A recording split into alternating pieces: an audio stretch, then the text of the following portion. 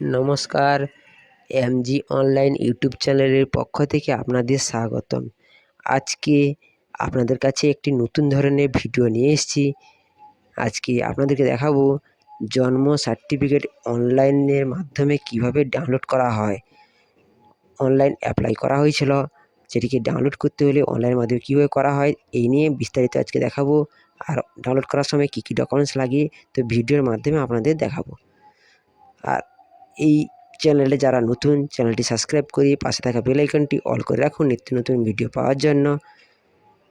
চলুন ভিডিওটি শুরু করা যাক। ডাউনলোড করার জন্য, জন্ম সার্টিফিকেট ডাউনলোড করার জন্য প্রথমে আমাকে গুগল ক্রোম ওপেন করতে হবে। ওপেন করার পর গুগল ক্রোমে গিয়ে সার্চ বারে গিয়ে জন্ম মৃত্যু লিখে সার্চ করতে হবে। সার্চ করার পর এই লিঙ্কে এইখানে যে জন্ম মৃত্যু লেখা আছে এইখানে ক্লিক করতে হবে। ক্লিক করার সঙ্গে সঙ্গে এরকম একটি পেজ ওপেন হবে। এইখানে সিটিজেন সার্ভিস, এখানে সিটিজেন সার্ভিসে এখানে বার্থ সার্টিফিকেট আর এখানে ডেট আর এখানে ফর্ম। তো আমি জন্ম সার্টিফিকেট ডাউনলোড করব, তাই বার্থে মাউস পয়েন্ট রেখে এইখানে সার্ভিসে অনেকগুলো সার্ভিস আছে, তার মধ্যে আমি ডাউনলোড সার্টিফিকেটে ক্লিক করব।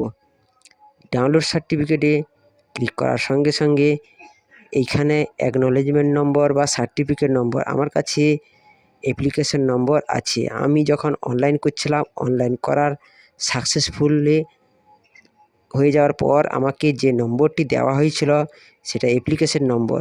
সেই নম্বরটি এখানে এন্ট্রি করতে হবে। প্রথমে ACK এরকম করে নাম্বারটি থাকবে।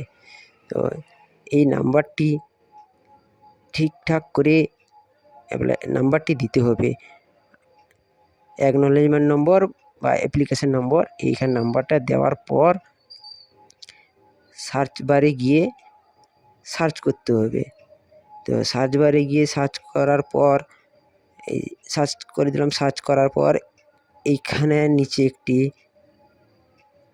নিচে এন্টার OTP।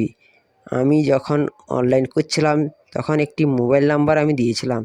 ওই মোবাইলে রেজিস্টার মোবাইল নাম্বারে একটি OTP গেছে। ওই OTPটি এখানে এন্ট্রি করতে হবে।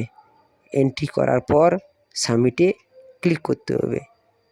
সাবমিটে ক্লিক করার পর এইখানে দেখাচ্ছে ডাউনলোড অপশান দেখাচ্ছে। তো এইখানে ডাউনলোড করতে বলছে, তার ডাউনলোডটির উপরে ক্লিক করতে হবে। ক্লিক করার পর আমার এইখানে ডাউনলোডের অপশান চলে এসছে।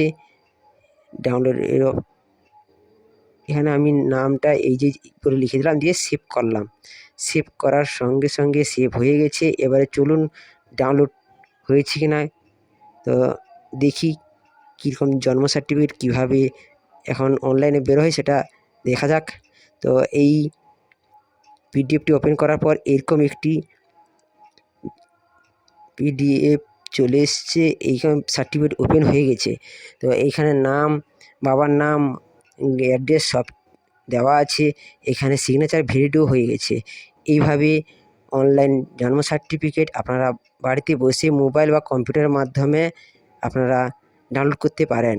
আর এখনকার দিনে অনলাইনের যে জন্ম সার্টিফিকেটগুলো হয় সব এরকমই জন্ম সার্টিফিকেট দেখতে হয়।